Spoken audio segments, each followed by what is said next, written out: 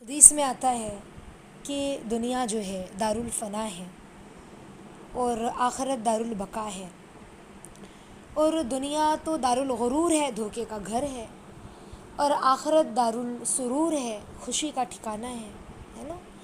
دنیا دارالعمل ہے، جو عمل کیا، آخرت دارالجزا ہے، وہاں کٹے گا، جو بویا ہے وہاں پر پھل پائے گا۔ اسی طرح جو ہے وہ دنیا جو ہے امتحان کی جگہ ہے نا، چند روز کا یہ امتحان ہے، آخرت میں جو ہے اس کا پھل ملے گا۔ حضرت مرشد عالم رحمۃ اللہ علیہ کہتے ہیں کہ یہ جو دنیا ہے نا، یہ سیرگاہ نہیں ہے، یہ تماشا گاہ نہیں ہے، سمجھ رہے، یہ آرام کی جگہ نہیں ہے، یہ تو امتحان کی جگہ ہے ہاں؟ لیکن افسوس اس بات پر ہے ساتھیوں کہ ہم لوگوں نے اس دنیا کو چراگاہ بنا لیا، اس دنیا کو اصل سمجھ لیا، حالانکہ یہ دنیا اصل نہیں ہے، یہ دنیا تو عارضی ہے، آخرت ہمیشہ رہنے والی ہے، دنیا تو ختم ہو جانے والی ہے نا۔ دنیا جو ہے یہ ختم ہونے والی ہے۔ یہ دنیا کو اللہ رب العزت نے مٹی سے بنایا، اینٹ سے بنایا، گارے سے بنایا، فنا ہونے والی ہے، لیکن پھر بھی ہم انسان اس سے محبت کرتے ہیں، حالانکہ آخرت جو ہے سونے چاندی سے موتیوں سے بنی ہوئی ہے نا، لیکن پھر بھی ہم اس کی طرف دیکھتے نہیں ہیں، رغبت نہیں کر رہے، تو کتنی عجیب معاملہ ہے۔ حالانکہ اللہ کے نبی فرما رہے دنیا دارالغرور ہے، دھوکے کا گھر ہے، تو آخرت کی طرف ہمارا رجوع ہونا چاہیے، ہماری توجہ آخرت کی طرف ہو، سمجھ رہے۔ جو سچا مومن ہوتا ہے نا، وہ اس دھوکے کے گھر سے بے رغبتی اختیار کرتا ہے اور آخرت کی طرف دلچسپی لیتا ہے، سمجھ رہے۔ اٹھتے بیٹھتے سوتے جاگتے ہر وقت ہمیں اس چیز کی فکر ہو، جو مومن ہوتا ہے سچا، کہ آخرت کی تیاری کیا کی۔ ہاں، اللہ کے نبی صلی اللہ علیہ وسلم سے ایک صحابی نے نہیں پوچھا یا نبی اللہ قیامت کب آئے گی، تو اللہ کے نبی نے کیا جواب دیا جانتے ہو؟ تم نے قیامت کے لیے کیا تیار کر رکھا ہے نا۔ بعض لوگ کہتے ہیں کہ قیامت کی یہ نشانیاں بھی پوری ہو گئی، یہ نشانیاں بھی پوری ہو گئی، سعودی میں تو دیکھو گھاس بھی اگنے لگی ہے پہاڑوں پر، اور چراگاہ بن گیا ہے، وہ تو ہریالی ہو گئی ہے، جہاں پر ٹیلے تھے، جہاں پر ساری چیزیں تھیں، لیکن آج وہاں پر گھاس اگنے لگی ہے۔ تو ہم کیا کہہ رہے ہیں، دنیا جو ہے قیامت کی علامت ہے، قیامت کی علامت ہے، لیکن اس کے لیے ہم نے تیاری کیا کی؟ ہم سب کہہ رہے ہیں بھئی قیامت تو نزدیک آ گئی، قیامت تو، لیکن تیاری اصل کیا ہے، سمجھ رہے ہیں۔ تو یہ دنیا سے ہم کو چھوڑ کر جانا ہے، ہمارے دل و دماغ میں آخرت کی تیاری کا غم لگا رہے، سمجھ رہے ہیں۔ یہ مومن کی فکر ہوتی ہے، یہ مومن کا ایک جذبہ ہوتا ہے، سمجھ رہے ہیں، کہ بندہ جو ہے نا، جو مومن ہوتا ہے وہ اللہ کی محبت میں مضطرب ہوتا ہے، اس کی ملاقات کے لیے بے قرار ہوتا ہے، اور اللہ کی ملاقات دنیا میں تو نہیں ہوگی۔ ہاں، کیا فرمایا کہ دنیا میں جو بوئے گا آخرت میں وہ کاٹے گا، تو دنیا کی محبت دل سے کیسے نکلے گی؟ سوال اب یہ پیدا ہوتا ہے کہ آخرت کی رغبت کیسے آئے گی، اللہ رب العزت کی محبت دل میں کیسے پیدا ہوگی؟ اس کے لیے کیا کرنا ہے؟ ہمیں دل سے کثرت سے ہمیں ذکر کرنا ہے، سمجھ رہے ہیں، مراقبہ کریں، ذکر کریں، اللہ کی طرف دھیان لے جائیں، دل میں اللہ کی محبت کا پیدا ہونا اور دل سے دنیا کی محبت کا نکال دینا، تب ہی ہم جو ہے آخرت کی رغبت ہمارے اندر پیدا ہوگی۔ دیکھو، دنیا سے منہ موڑنے کا مطلب کیا ہے؟ ہاں، اس کا مطلب یہ نہیں ہوتا کہ انسان غاروں میں چلا جائے، ہے نا، وہاں جا کے زندگی گزارے، یا معاشرے سے ہٹ کر زندگی گزارے، لوگوں سے ملے جلے نہیں، رشتہ داری نہ نبھائے، ہے نا، نہیں، ایسا نہیں ہے، بلکہ اسی ماحول میں رہتے ہوئے ہمیں زندگی گزارنا ہے، مگر دل جو ہے نا، یہ دل، یہ اصل ہے، یہ اللہ رب العزت کی محبت میں سرشار ہو، سمجھ رہے ہیں۔ حضرت مرشد عالم رحمۃ اللہ علیہ کیا کہتے ہیں؟ وہ کہتے ہیں نا کہ اللہ تعالیٰ کی طرف جو راستہ جاتا ہے نا، جو بندہ اللہ کی طرف متوجہ ہوتا ہے،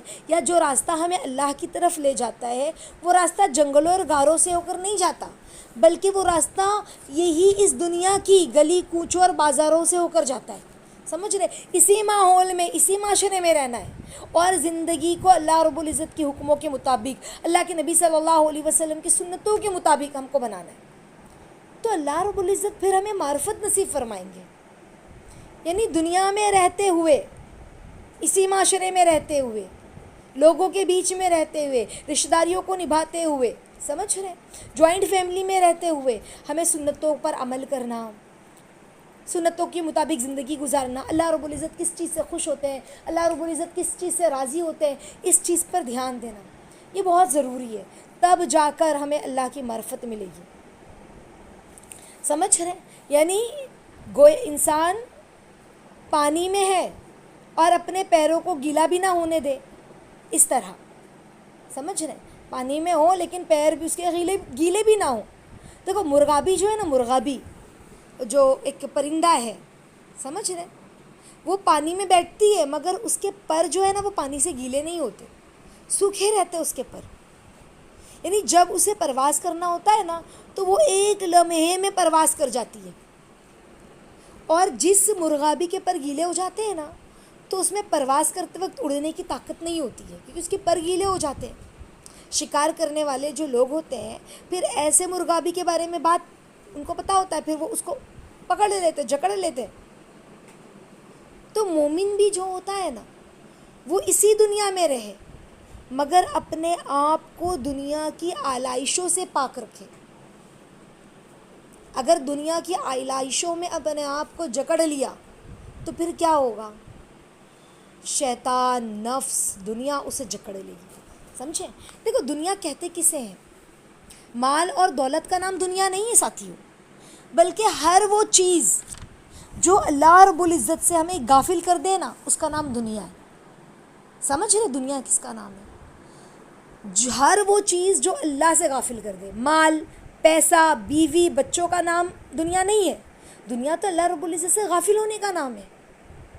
انسان دنیا میں اس طرح گزارے نا زندگی ساتھیوں کہ ہمارے دل سے غفلت نکل جائے اور ہمارا دل جو ہے نا اللہ کا طلبگار ہو جائے. سمجھ رہے ہیں؟ کیونکہ یہ دنیا نا ایک عجیب ہے کہ اللہ رب العزت کیا کہہ رہے ہیں؟ حلال ہوا حساب و حرام ہوا وبال. اس دنیا کا حلال ہونا تو حساب دینا ہوگا. اس دنیا میں جو چیز حلال ہے اس کا حساب دینا ہوگا، اور جو چیز حرام ہے نا اس کا وبال انسان کو بھگتنا پڑے گا. اور ایک حدیث میں کیا آتا ہے؟ الدنیا دارو لا، کہ دنیا اس کا گھر ہے جس کا کوئی گھر نہیں. الدنیا دارو من لا دار لہو، دنیا کس کا گھر ہے؟ جس کا کوئی گھر نہیں ہے. سمجھ رہے ہیں؟ اور دنیا اس کا مال ہے جس کا کوئی مال نہیں. ومالم من لا مالا لہو. اور کہا کہ دنیا کو وہ جمع کرتا ہے جس کے پاس عقل نہیں ہوتی. سمجھ رہے ہیں؟ تو اصل جو چیز ہے نا وہ آخرت ہے. اسی لیے کہا نا کہ دنیا ایک مردار ہے اور اس کے چاہنے والے کتے ہیں. روایتوں میں آتا ہے نا دنیا کیا ہے؟ مردار ہے، اس کے چاہنے والے کتے ہیں. تو پتہ کیا چلا؟ یہ دنیا میں اچھا کھانا، اچھا کپڑا منع نہیں ہے، لیکن اللہ سے، اللہ کی یاد دل سے نکل جائے یہ منع ہے. آ رہی بات سمجھ میں؟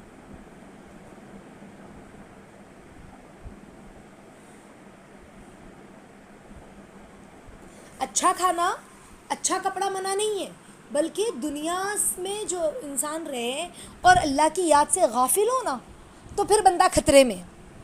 یعنی دیکھو میں آپ کو بتاتی ہوں، بچہ، شوہر، بیوی، یہ سارے لوگ محبت اپنی جگہ، لیکن اگر ان سے اتنی محبت کی کہ اللہ کا احساس جاتا رہا، سمجھ رہے تو پتہ کیا چلا؟ یہ دنیا ہو گئی. ہر وہ چیز جو ہمیں اللہ سے دور کر دے، اللہ سے غافل کر دے، وہ دنیا ہے. سمجھ رہے؟ بعض بزرگ ایسے بھی ہے، کتابوں میں آتا ہے ان کے بارے میں کہ جن کے پاس مال بھی آتا تھا نا تو انہیں خوشی نہیں ہوتی تھی. سمجھ رہے؟ اور جاتا تھا نا تو اس کا غم بھی نہیں ہوتا تھا. شیخ عبد القادر جیلانی رحمۃ اللہ علیہ کتنے بڑے اللہ والے گزرے. ان کے بارے میں آتا ہے نا کہ ایک مرتبہ ان کا سامان، جو تجارت کا جو سامان تھا، ایک جہاز میں آیا تو کسی نے ان کو آ کر بتایا کہ حضرت وہ جہاز جس میں آپ کا سامان تھا نا وہ ڈوب گیا. تجارت کا سامان ڈوب جائے کتنا دکھ کی بات ہے نا. انسان کو صدمہ ہو جاتا ہے. تو انہوں نے فرمایا الحمدللہ. یعنی کیسے بے رغبتی دنیا سے. اور تھوڑی دیر کے بعد پھر کسی نے آ کے خبر دی کہ حضرت وہ جہاز بچ کر کنارے پر چلا گیا تھا, یہ ڈوبا نہیں ہے. تو انہوں نے فرمایا الحمدللہ. تو کسی نے ان سے پوچھا کہ حضرت ڈوبنے کی اطلاع ملی تو بھی آپ نے الحمدللہ کہا, وہ جہاز بچنے کی اطلاع ملی تب بھی آپ نے الحمدللہ کہا. سوچنے والی بات ہے ساتھیوں, پوائنٹ کی بات ہے یہ. کیسے ہمارے اللہ والے بزرگ گزرے ہیں. تو کیا کہا جانتے ہو؟ جب ڈوبنے کی اطلاع ملی نا تو میں نے اپنے دل میں جھانکا تو اس میں غم نہیں تھا, اس لیے میں نے الحمدللہ کہا. اور جب مجھے یہ اطلاع ملی نا کہ بچ گیا ہے تو میں نے اپنے دل میں جھانکا نا تو اس میں خوشی نہیں تھی, اسی لیے میں نے الحمدللہ کہا. سمجھ رہے؟ یہ ہے دنیا.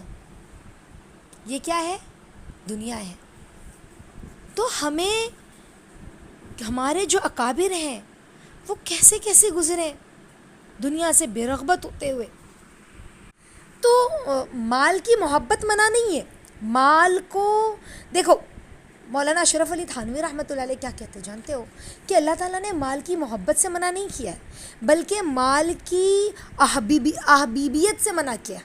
احبیت سے منع کیا یعنی اس کی محبت سے بندہ جو ہے نا اس کو محبوب بنا لے اللہ اس کے رسول سے زیادہ. یعنی اللہ اس کے رسول کو بھول جائے, زیادہ محبوب بنا لے. مطلب آپ کہو گے نہیں آپا اللہ اس کے رسول کی محبت تو بہت زیادہ ہے ہمارے دل میں, مال تھوڑی نا اللہ اس کے رسول سے زیادہ محبوب ہو. لیکن اس مال کی محبت میں وہ اللہ اس کے رسول کو بھول جائے, یہ نقصان دہ ہے. سمجھ رہے؟ مال دیکھو, ایک انسان ہوتا ہے نا سوچتا ہے میں پیسہ جمع کروں اور اچھا گھر خریدوں, میرے بچوں کو, میری بیوی کو, میرے گھر والوں کو میں اچھی زندگی دوں. تو وہ نیا گھر خریدتا ہے, بہت گرمی ہے تو وہ اے سی لگاتا ہے. یہ دنیا نہیں ہے. آپ سوچو کہ نہیں میں تو پنکھا نہیں چالو کر کے رہوں گی, میں تو بس ایک جوڑی دو جوڑی کپڑے میں زندگی گزاروں گی. تو بس یہ دنیا نہیں ہے, بلکہ وہ دنیا وہ ہے کہ اللہ اس کے رسول سے زیادہ محبوب ہو جائے وہ. سمجھ؟ تو پھر وہ نقصان دہ ہے. جس میں جماعت سے نماز چھوٹ جائے, جس میں وقت سے نماز چھوٹ جائے, دنیا میں اتنے لگے کھانا بنانے میں, پکانے میں, لوگوں کو کھلانے میں, ایسے مصروف ہے کہ نماز مکروہ وقت میں پڑھ رہے ہیں. پتہ چلا یہ دنیا ہے. سمجھ رہے؟ اللہ کا احساس اور خیال نہیں رہا, پتہ چلا یہ دنیا ہے. تو جب انسان ذکر کرتا ہے نا تو دل میں محبت الہی پیدا ہوتی ہے. سمجھ رہے؟ اللہ کا جتنا ذکر کرے گا اتنی اللہ کی محبت ہوگی اور دنیا کی محبت پھر نکلتی جائے گی. دیکھو اللہ کی محبت اور دنیا کی محبت دونوں ایک ساتھ جمع نہیں ہو سکتی نا. تو ذکر کرے زیادہ سے زیادہ تاکہ ہمارے دل سے گندگی, دنیا کی میل کچیل نکلتی جائے. حضرت سلیمان علیہ السلام نے نہیں پیغام بھیجا تھا ملکہ بلقیس کو, تو اس نے جو ہے نا اپنے جو اس کے محل میں جو لوگ تھے بڑے بڑے عمرا جو تھے اس سے ملکہ بلقیس نے مشورہ کیا کہ ہم کیا کریں. تو کچھ لوگوں نے کہا کہ آپ ان سے جنگ کریں, ہم آپ کے ساتھ ہیں حضرت سلیمان علیہ السلام سے. مگر اس نے کیا کہا جانتے ہو؟ جب بادشاہ کسی بستی میں داخل ہوتا ہے نا تو وہ اس میں فساد مچا دیتا ہے اور وہ وہاں کے عزت دار جو لوگ ہوتے ہیں نا ذلیل کر کے نکالتا ہے. تو کیا سمجھ میں آیا؟ اس سے یہ سمجھ میں آیا نا کہ اگر دیکھو جو بستی ہے نا, اس نے کیا کہا کہ جب بادشاہ کسی بستی میں داخل ہوتا ہے تو بستی جو ہے نا اس سے مراد دل ہے, دل کی بستی, اور بادشاہ سے مراد مالک الملک اللہ ہے. سمجھ رہے ہیں؟ اور اس کی محبت ہے. بادشاہ سے مراد کون ہے؟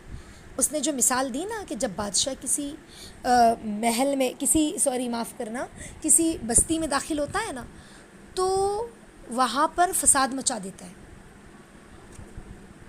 تو کہا کہ اس آیت سے, اس بات سے علماء جو ہے ایک مثال بیان کرتے ہیں وہ اس طرح سے کہ بستی سے مراد جو ہے وہ ہمارا دل ہے اور بادشاہ سے مراد اللہ رب العزت ہے. اللہ رب العزت کا نام ہے, اللہ رب العزت کا ذکر ہے. سمجھ رہے؟ اس کی محبت ہے. تو یوں سمجھیں کہ جب اللہ کا نام دل کی بستی میں داخل ہوتا ہے نا تو اس میں فساد پیدا ہو جاتا ہے، یعنی انقلاب برپا ہو جاتا ہے. سمجھ رہے ہیں؟ اور جو دنیا ہے نا اس کے دل میں عزت دار بن کر بیٹھی ہوئی ہے، جو دنیا اس کے دل میں عزت دار بن کے بیٹھی ہوئی ہے نا، تو وہ اس کو ذلیل کر کے باہر نکالتا ہے. سمجھ رہے ہیں؟ وہ رب، اسے رب کا نام، اسے رب کا ذکر. اتنی خوبصورت یہ مثال دی. تو ذکر اللہ جو ہے، اللہ کا ذکر کی جو کثرت ہے، اس کے بارے میں بار بار کیوں کہا جاتا ہے کہ یہ انسان کے دل میں دنیا سے بے رغبتی پیدا کرتی ہے. اللہ کے ذکر کی کثرت، سمجھ رہے ہیں؟ یہ بے رغبتی پیدا کرتی. اسی لیے کیا فرمایا؟ اللہ کا نام کا ذکر ایسا کریں کہ دنیا سے کٹنے اور اللہ سے جڑنے لگ جائیں ہم. سمجھ رہے؟ اسی لیے جو ہے نا ذکر جو ہے نا، کثرت سے ذکر یہ بنیادی چیز ہے. اللہ کا ذکر چلتے پھرتے اٹھتے بیٹھتے کریں تاکہ دنیا سے بے رغبتی ہو جائے. تو دنیا سے بے رغبتی جب تک نہیں ہوگی جب تک کہ اعمال کے اثرات نہیں ہوتے ہمارے دل پر. ہم جتنے نیک اعمال کریں گے اتنے دنیا سے بے رغبتی پیدا ہو جائے گی. سمجھ رہے ہیں؟ یعنی جس انسان کے دل میں دنیا کی محبت نہیں ہے نا، تو اس کے تھوڑے اعمال پر بھی زیادہ اثر ہوتا ہے. سمجھ رہے ہیں؟ اور جس انسان کے دل میں دنیا کی محبت ہوتی ہے نا، تو اس کی زیادہ عمل پر بھی نا تھوڑے سے پھر اثر اس کے دل پر مرتب ہوتے ہیں.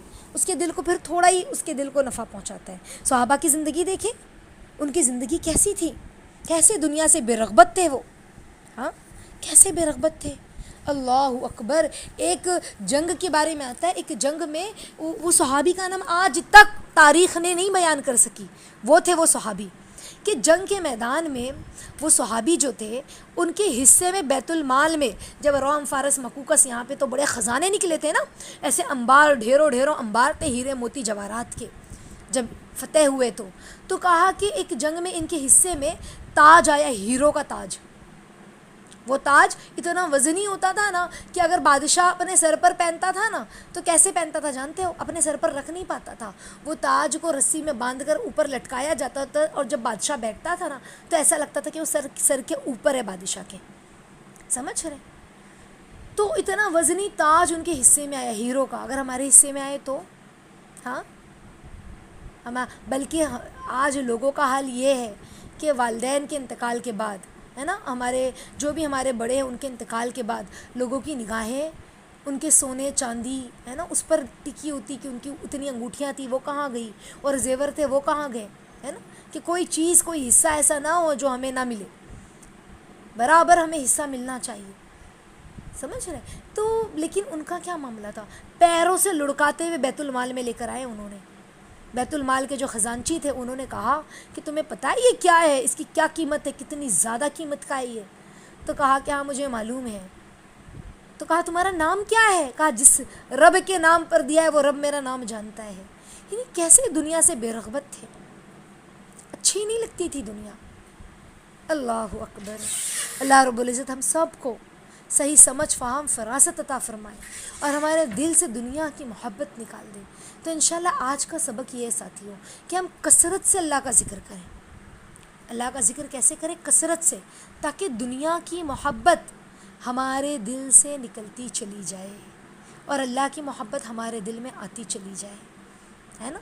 جہاں رب ہوگا وہاں دنیا نہیں ہوگی. میں نے آپ کو جو مثال دی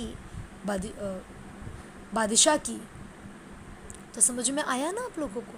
تو جب رب کسی بستی میں داخل ہو جاتا ہے نا، کسی دل کی بستی میں، ہاں، جب اللہ رب العزت کسی دل کی بستی میں داخل ہو جاتے ہیں تو پھر اس دل سے دنیا کی جس دنیا کو عزت دار سمجھ کر ہم نے دل میں بٹھایا تھا نا، یا لوگ عزت دار جس دنیا کو سمجھتے ہیں، وہ ذلیل ہو کر باہر نکلتی ہے. تو اللہ رب العزت ہم سب کو عافیت کے ساتھ اس دنیا سے بے رغبتی اور دنیا کی مذمت کی اصل حقیقت عافیت کے ساتھ ہم پر فاش کر دے، ہم پر کھول دے، اور دنیا سے بے رغبت ہمیں بنائے عافیت کے ساتھ. اللہ رب العزت کہنے سننے سے زیادہ عمل کی توفیق عطا فرمائے.